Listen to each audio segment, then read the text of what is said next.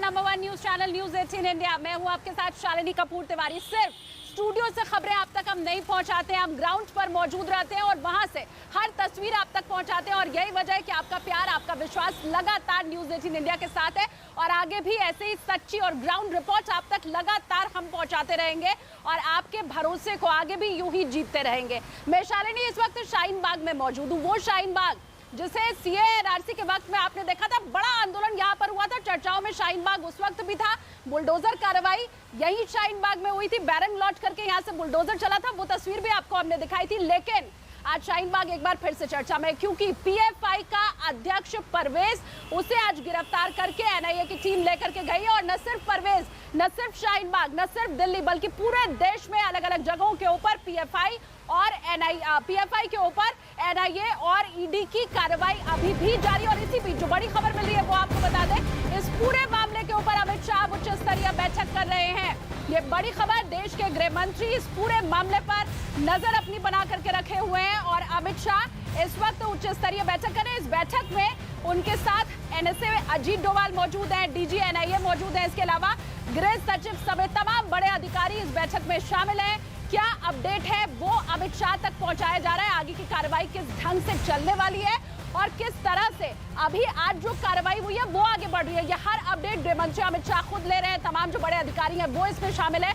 और देखिए, ये जो संयुक्त कार्रवाई ईडी और एनआईए की है, उसमें जो सुरक्षा तंत्र है वो भी लगा हुआ है, सुरक्षा एजेंसियां भी इस जांच में सहयोग दे रही है, क्योंकि अलग अलग जगहों पर अंदेशा पहले भी था कि विरोध प्रदर्शन की तस्वीरें सामने आ सकती है। तो बड़ी खबर आज की यही है कि 10 जगहों से ज्यादा जगह पर, 10 राज्यों से ज्यादा राज्यों पर इस वक्त पीएफआई के ऊपर शिकंजा लगातार कसता चला जा रहा है। और मुझे लगता है इसमें कोई भी गलती हमारी सुरक्षा एजेंसियां करने नहीं वाली है, क्योंकि पीएफआई को लेकर के बीते कई दिनों से लगातार सवाल उठ रहे थे, प्रश्न चिन्ह उठ रहे थे और ये कहा जा रहा था कि अगर कुछ गड़बड़ी है तो फिर गिरफ्तारी होती क्यों नहीं है, एक्शन कुछ दिखाई क्यों नहीं देता है।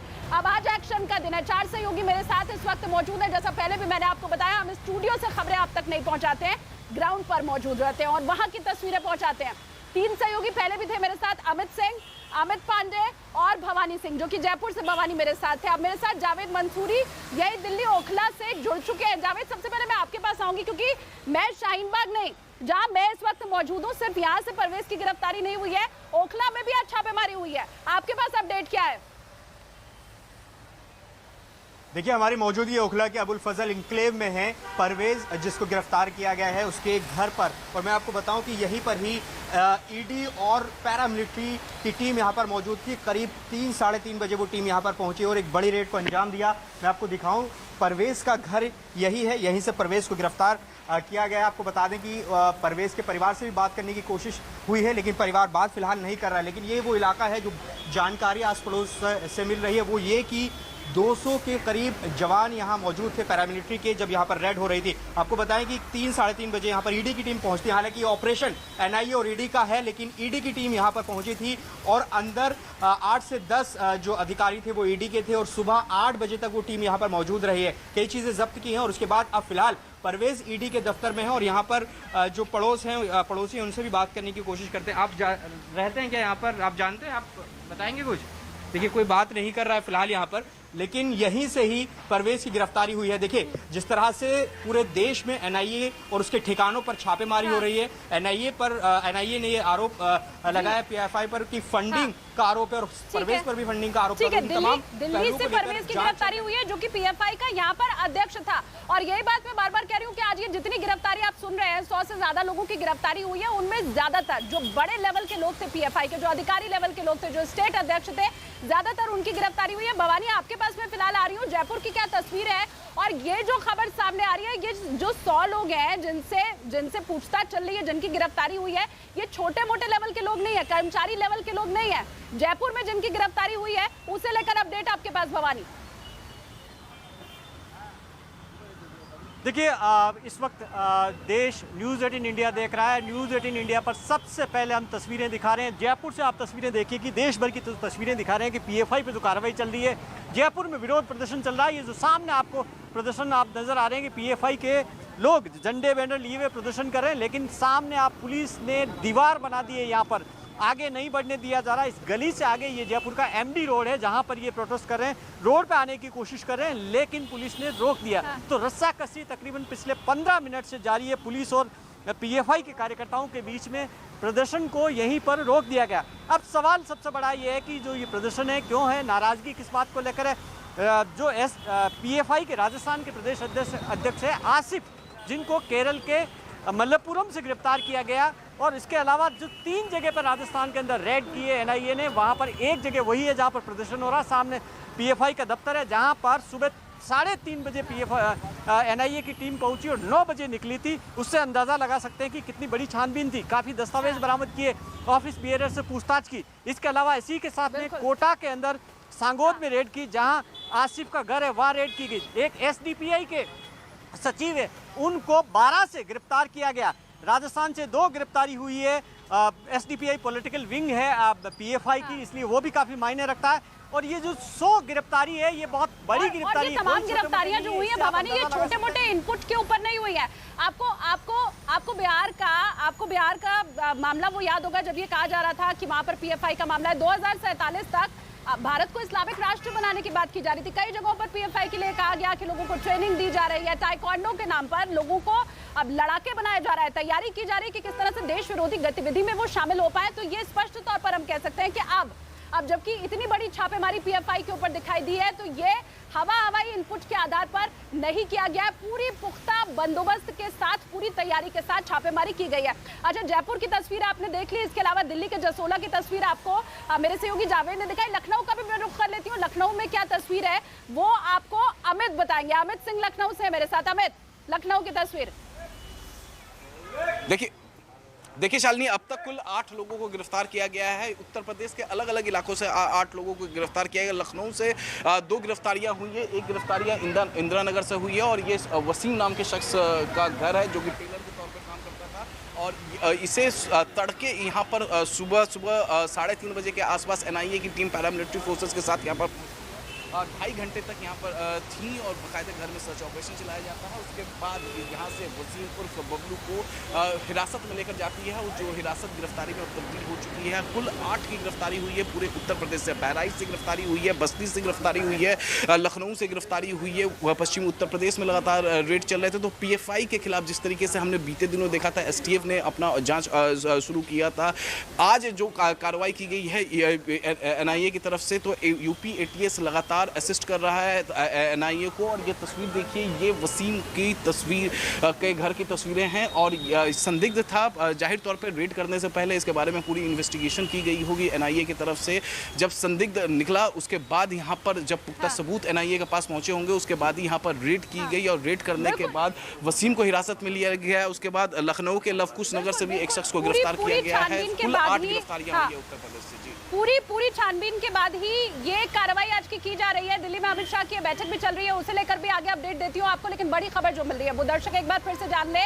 10 से ज्यादा जगहों के ऊपर इस वक्त पीएफआई की रेड चल रही है। देश के अलग अलग राज्य जहां पर एक साथ पीएफआई की टीम पहुंचती है और वहां पर रेड डाली जा रही है। कई जगहों पर जो रेड है वो खत्म हो चुकी है, गिरफ्तारियां हो चुकी हैं। 100 से ज्यादा लोगों की गिरफ्तारी की खबर मिल रही है। 11 राज्यों पर ताबड़तोड़ छापेमारी आज एनआईए और ईडी की ये जो ज्वाइंट ऑपरेशन है उसके तहत किया गया, और बताया जा रहा है कि 100 से ज्यादा लोगों की गिरफ्तारी अब तक हो चुकी है। आगे कुछ और नाम भी आ सकते हैं, और अब जिन्हें पकड़ा गया है उनकी निशानदेही के ऊपर, या फिर वो जो बातें बताते हैं पूछताछ में जो निकल कर सामने आता है उसके आधार पर अभी और बड़ी कार्रवाई हो सकती है। कुछ और नाम इसमें सामने आ सकते हैं, कुछ और राज्य इसमें जुड़ सकते हैं, क्योंकि पूरब से लेकर पश्चिम तक, उत्तर से लेकर दक्षिण तक एक बार नहीं बीते 1 दशक में पीएफआई का कई बार नाम सामने आया था, और हर बार नाम सामने आने के बाद जो ऑपोजिशन है वो भी सरकार को घेरता हुआ नजर आता था।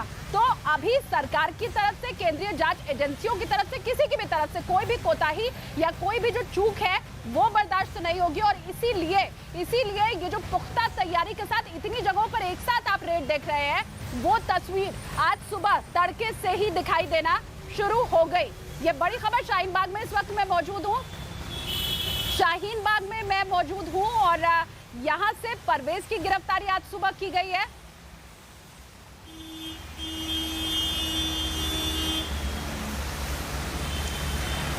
मेरी सहयोगी मेरी सहयोगी मोनिका भी इस वक्त जुड़ी हुई है, मैं उनका भी रुख करती हूँ। मोनिका, मैं बार बार ये चीज कह रही हूँ, अमित शाह इस वक्त बैठक ले रहे हैं और पॉलिटिकल एम्बैरेसमेंट इसके पहले कई बार सरकार को झेलनी पड़ी और इसीलिए आज जबकि पीएफआई के ऊपर हाथ डाला गया है तो पुख्ता तरीके से डाला गया होगा। और मोनिका, आप तो अमित शाह के घर के बाहर मौजूद हैं, वहां पर इस वक्त मीटिंग चल रही है, हाई लेवल मीटिंग। मोनिका,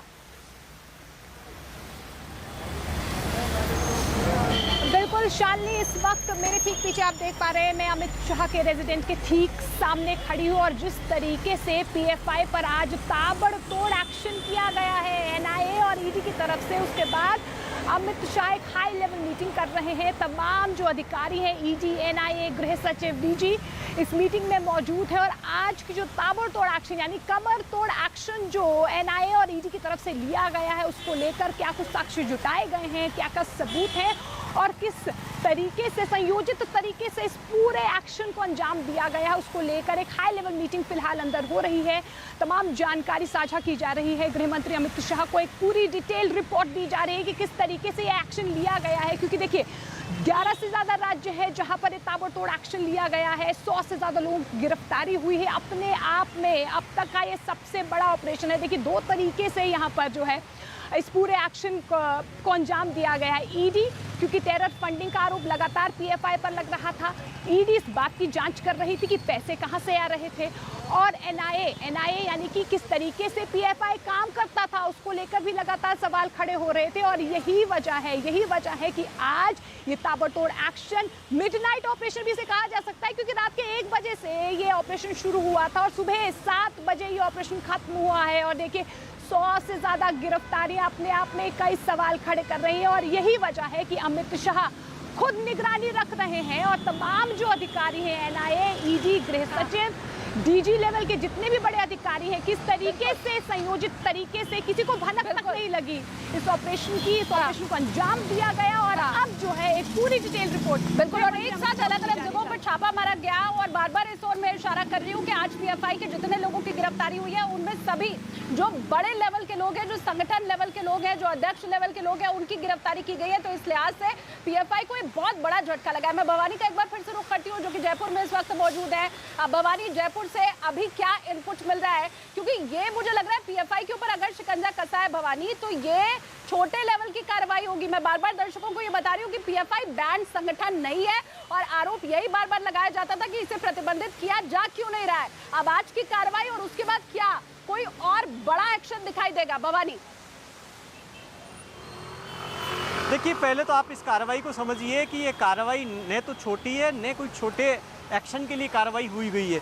जिन 100 लोगों को अरेस्ट किया गया वो सारे बड़े नाम हैं पीएफआई के। वो लोग हैं जो देश भर के अंदर पीएफआई को चलाने वाले ले गए। सिर्फ पीएफआई नहीं, पीएफआई की पॉलिटिकल विंग है एसडीपीआई, उनके लोगों को अरेस्ट किया गया। और अब ये मानिए कि यहाँ से शुरुआत है पीएफआई पर बड़ी तलवार की, पीएफआई पर प्रतिबंध की बड़ी तलवार लटक सकती है। जो हमारी जानकारी दे रहे हैं, मैं बीच में आपको रोक रही हूँ और मैं चाहूंगी, आपने एसडीपीआई का भवानी अभी नाम लिया, आप उसे थोड़ा और डिस्क्राइब करके दर्शकों को बताइए, क्योंकि एसडीपीआई तो अगर हम माने तो पीएफआई का एक तरह से पॉलिटिकल विंग है, उसकी तरफ से पॉलिटिकल रिएक्शन हमेशा दिया जा रहा है। अब आप ये कह रहे हैं कि पीएफआई के अलावा एसडीपीआई के लोगों की भी गिरफ्तारी हुई है भवानी, ये बड़ी खबर है आपकी तरफ से?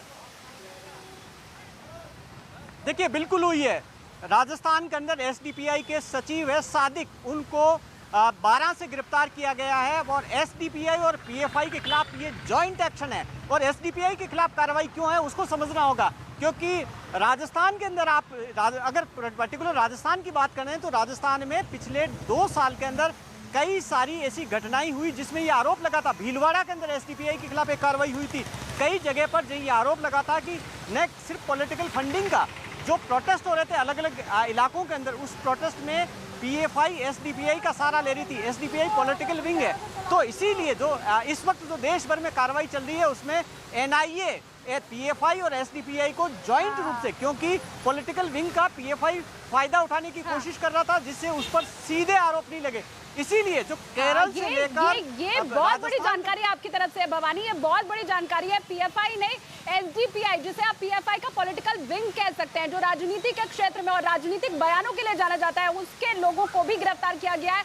अमित पांडे का भी मैं इस वक्त रुख कर लेती हूँ। अमित, ये दो तरफा कार्रवाई हो गई पीएफआई के ऊपर। अब अगर एसडीपीआई की तरफ से कोई बयान आता भी है तो हम समझ सकते हैं वो बयान क्यों दिया गया है, उसके पीछे की मंशा क्या है। अमित,